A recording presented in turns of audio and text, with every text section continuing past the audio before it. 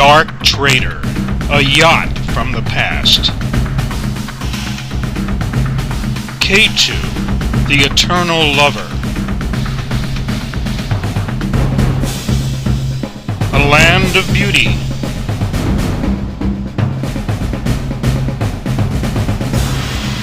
And a land of many secrets. A people of great strength and courage. The land of the tattooed warrior. And the land of the tattooed woman. The land of many gods.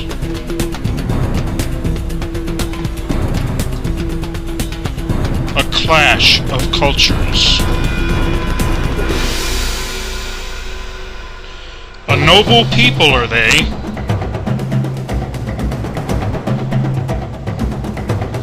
Fighting for a way of life.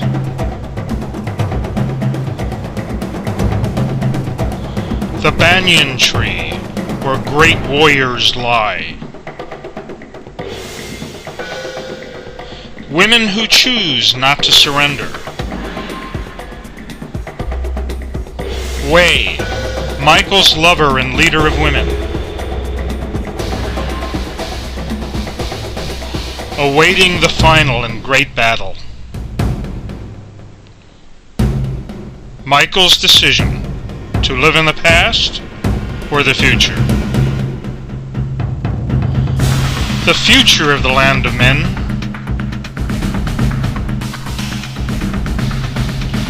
Be still, and you will hear the voices of the women above the trees.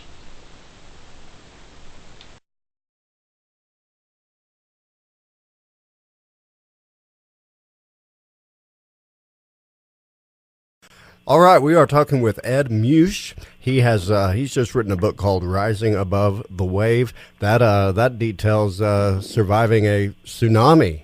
Well, thank you, Ty, for that introduction, and thank you for inviting me here to share my story with your listeners. I'll tell you what, it seems like, just reading a little bit about you, you have generally more adventures in a week than most people have their entire lives. I've been told that. You've sailed around the world. Right.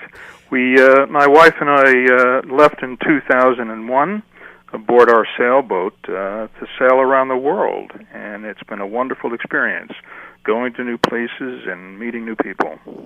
And you've been chased by pirates? We have, a few times, as a matter of fact, one off the north coast of Venezuela. You know, and this kind of relates to something I was reading in your blog about the fact that you've been pretty prolific with your writing. I have, yeah. And the reason that you give that I read in your blog that I thought was so interesting was you said that this near-death experience, it makes you treasure every day that you've got. You don't want to waste a single minute. That's absolutely true. I think I found writing. I began to look at life differently. As you say, every day became valuable to me. And I said, what are the things I've always wanted to do? And one of them was write.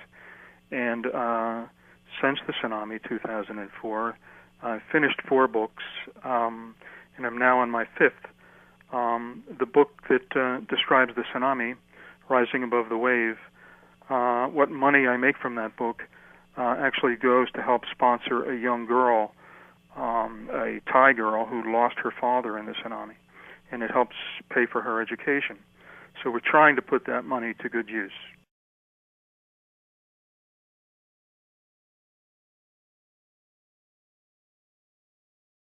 Hi, I'm Helen, and this is my friend Alice May. We're both sailors and circumnavigators, and this is our latest book, and we're going to share that with you. It's Land of Men. My husband, Ed Muesch, wrote it, and it's about Nuku Hiva, and Alice May and I both have been to Nuku Hiva and spent wonderful times there. And she's going to tell us something about what she found there and show us some really beautiful artifacts that she's brought. This book you've got to read. It's about a time travel love story, and it's set in Nuku Hiva, and it explores the life of the natives and what was done to them, and it's really a good book. You just don't All want to put right, it now down. this is Ed's third book? No, it's his fifth book. Fifth? Oh, Mhm. all right. Yeah. Well, I look forward to reading it for sure. Having been there in 1988, I'm sure it's a little different now, but this will take me back. Right. This will take me back. So. This will go back a lot further to Yes, it will. 1880. No, I can't remember back that far. Right. No, we can't. But, oh, that sounds exciting. So, yes, Nuku Hiva was a very spectacular place. The people and the scenery, Mm-hmm. sort of out of a Walt Disney show when you were sailing through the islands. And I Beautiful. did bring back some things from there and have fond memories of the place. Always hoped I'd get back there again, but I don't think I will. Well, So. maybe if we sell enough books, we can both go back.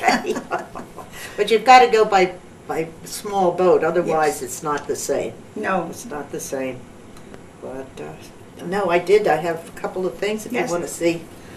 That I have this war club that was made there. It was a copy of some of the old, really old war clubs, and I documented it in Fiji, a Mhm. museum in Suva, and they had a lot of unearthed artifacts that they had found. Of course, many of them didn't do well over time because they were all wood.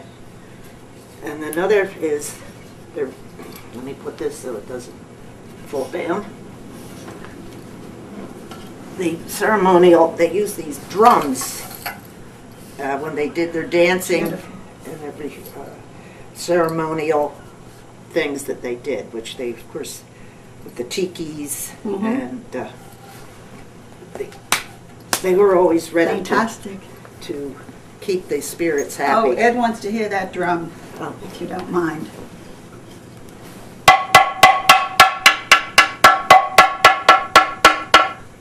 And they usually put them more down, Yeah. Right. and somehow they made different sounds come out of it. But it was sure. mostly the rhythm. Yes. So, And the war club there, our hero is, I shouldn't tell you probably, but he's killed with a war club like that. Yeah. This is one of the more mild type of war clubs. I had others, but I gave them to my grandson because he was really interested. But this one isn't so dangerous looking as some of them Right, were. some of them are horrible.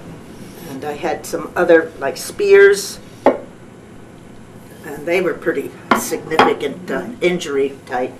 And then when I was in Nuku Hiva, we went up to the carver, and he made the tiki for me. Beautiful, beautiful. So that was from Nuku Hiva. And his name is it has the name where he lived and his name Oh, on the bottom. So they're just a few of the things they brought back.